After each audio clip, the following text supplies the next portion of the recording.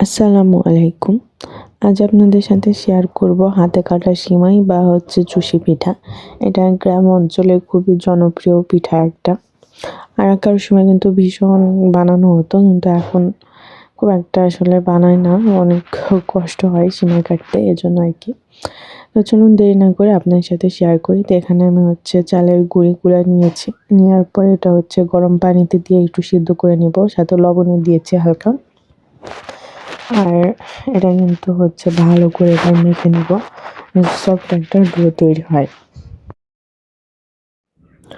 ডোটা বানানো হয়ে গেলে কিন্তু এবার লম্বা করে সুতার মতো কিংবা লম্বা করে নুডলসের মতো যেটাই বলেন আর কি, ওইভাবে কিন্তু একটা বানিয়ে নিব। তারপর কিন্তু এটা একটু করে হাত দিয়ে কাটতে হবে, আর একটা হাত দিয়ে আস্তে করে ডলা দিতে হবে, তাহলেই কিন্তু পিঠাটা হয়ে যাবে। আসলে এটা বলার মতো কিছু না, এটা আসলে দেখলে আসলে বুঝতে পারছেন যে আমি কিভাবে করে নিচ্ছি এটা। এই পিঠাগুলো যখন কাটে দেখতে কিন্তু ভীষণ সুন্দর লাগে।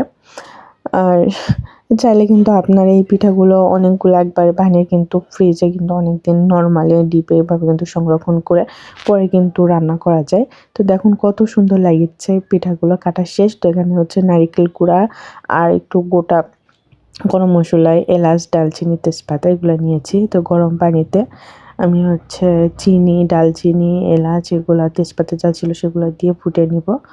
আর এখানে কিন্তু নারকেল গুঁড়াটাও আমি দিয়ে দিয়েছি। দুধটা দিয়ে দিব। আর দুধটা দেওয়ার পর কিন্তু যখন ফুটে হালকা গরম হবে, তখন কিন্তু আমি সিমাইগুলো দিয়ে দিব। আর বেশিক্ষণ কিন্তু এই সিমাই জাল করা যাবে না। জাল করলে একদম গলে যাবে, খেতে কিন্তু একদমই ভালো লাগে না। তো আমার ভিডিওটি যদি ভালো লাগে অবশ্যই চ্যানেলটি সাবস্ক্রাইব করে পাশে থাকবেন। আর প্লিজ একটা ভিডিওটি লাইক করে দিবেন, আর ভিডিওটি শেয়ার করবেন। তো আজকে এ পর্যন্ত। আল্লাহ হাফেজ।